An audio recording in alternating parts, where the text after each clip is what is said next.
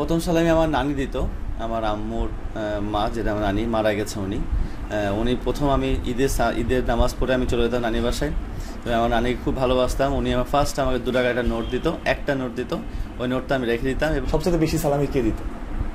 সবাই সমান ভাই আসলে। না না, কেউ তো বেশি দিত, কেউ তো কম দিত। তামিম ভাই বেশি দিত। সবাইকে ঈদের শুভেচ্ছা জানিয়ে শুরু করছি।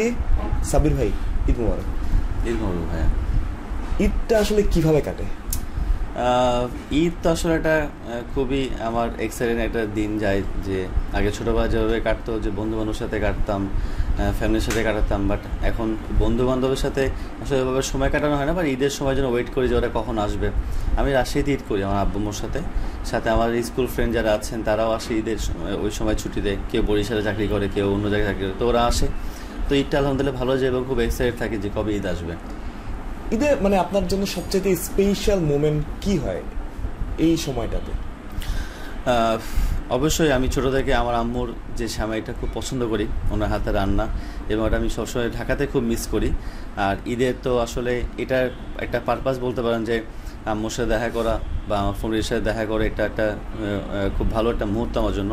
তো আমি খুব মিস করি এবং এটাই সবসময় আমার কাছে আসলে চিন্তা থাকে যে ঈদের সময়টা অ্যাটলিস্ট যেন ওনার সাথে সময় কাটাতে পারি আর কি। ছোটবেলার ঈদ আর এই ঈদের মধ্যে পার্থক্য কি স্যার? ছোটোবেলার ঈদ তো অনেক মজার ছিল, যেহেতু প্রফেশনাল কারণে ঢাকাতে আসা হয়েছে এবং প্রফেশনাল কারণে ঢাকায় থাকা হয়। টু বি অনেস্ট, ঢাকায় আসলে ওইভাবে থাকার মতো না, বাট জ্যাম অনেক প্রবলেম হয়। বাট আমার কাছে মনে হচ্ছে প্রফেশনাল কারণে ঢাকাতে আসা। বা ছোটোবেলার ঈদটা অনেক মজা ছিল, বন্ধুবান্ধবরে সালামি পেতাম, সবাই বড়রা সালাম করে সালামি দিত, 2 টাকা 5 টাকা যাই তখন যাই পেতাম। বাট এখন সালামির দিনটা এখন একটু কমে গেছে, বড় হয়ে গেছে, সালামি দিতে হয় আমাকে। তো এটা একটা মজার বিষয় এবং আমি এটা খুব এনজয় করি আলহামদুলিল্লাহ। লাস্ট কবে সালামি পেয়েছেন? লাস্ট ঈদে পেয়েছি, 2 টাকার বান্ডিল পেয়েছি। আব্বু এখন সালামি দেয়, আম্মুও দেয়, আমার নানি দেয়, নানার বাসা থেকে দেয়, আমাকেও দিতে হয়। আমার ছোটো ছোটো শালি আছে, ছোটো ছোটো ভাই বোন আছে, ওদেরকেও দিতে হয়। তো এই আর কি, লাস্টে তো সবসময় সালামি পাই, আমি পাই, ওরাও দেয়, পাই আর কি। হাইস্ট কত টাকা সালামি দিয়েছেন? হাইস্ট এখন তো আসলে ওই যুগ নাই যে কেউ 2 টাকা 5 টাকা নেবে, বাট 5 টাকাটা বান্ডিল দিয়ে দিই, 50 টাকাটা বান্ডিল দিয়ে দিই। হাইস্ট 500 টাকার একটা 2টো দিনের নোট দিই কচকচা, এটাই খুব খুশি হয়। তো এইটাই আপাতত হাইস্ট আর কি। ছোটবেলায় প্রথম সালামি কার হাত থেকে মনে আছে আপনার? প্রথম সালামি আমার নানি দিত।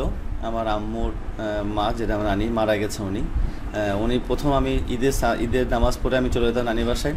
তো আমার নানিকে খুব ভালোবাসতাম। উনি আমার ফার্স্ট আমাকে 2 টাকা একটা নোট দিত, একটা নোট দিত। ওই নোটটা আমি রেখে দিতাম এবং তারপরে শুরু হতো মামা মামি, আব্বু আম্মু, যারা যারা বড় তারা সালামি দিতেন। নানিকে কি মিস করেন এখন? অনেক মিস করি ভাই। আসলে আমার নানি আমার একটা খুব কাছের মানুষ ছিল। আমি যখন সুযোগ পেতাম তখনই নানি বাসায় যেতাম, বাট এখন নানি বাসায় যাওয়া হয় না। আমার মামিরা বলে যে তুমি আসো না কেন, নানি না কি আমরা তো আছি, বাট ওইভাবে মেন্টালি আসলে হয় না, যাওয়া হয় না কাজের মাধ্যমে। বাট আগে একটা পারপাস ছিল যে নানি আছেন, যাওয়া লাগতো, যাইতাম। এখন আর যাওয়া হয় না, খুবই মিস করি ওনাকে। যেটা বলছিলাম যে ছোটবেলার ঈদ আর এখন বড় হয়ে যাওয়ার ঈদ, আসলে ঈদের সবচাইতে কোন জিনিসটা আপনি বেশি মিস করেন? ঈদের সবচেয়ে বড় মিস করি ঈদের নামাজটা। এটা আমি আমার আব্বুর সাথে সবসময় পড়ি এবং এখনও পড়ি আলহামদুলিল্লাহ। উনি বেঁচে আছে এবং আমারও খুব ইচ্ছা যে উনি সারা জীবনই সারা জীবন তো বেঁচে থাকতে পারবে না, মানুষকেও বেঁচে থাকতে পারে না, বাট ওনার সাথে ঈদের নামাজটা আমি খুব মিস করি এবং ওনার সাথে সবসময় আমি নামাজটাই পড়ি সবসময়। সবাইকে ঈদ মোবারক। আশা করি সবাই ভালো আছেন এবং সবাই ভালো থাকবেন। ঈদটা আপনার পরিবারের সাথে আপনজনের সাথে ভালো মতো কাটুক এবং এটাই ব্যাখ্যা করছি এবং সবার জন্য দোয়া থাকবে ইনশাআল্লাহ।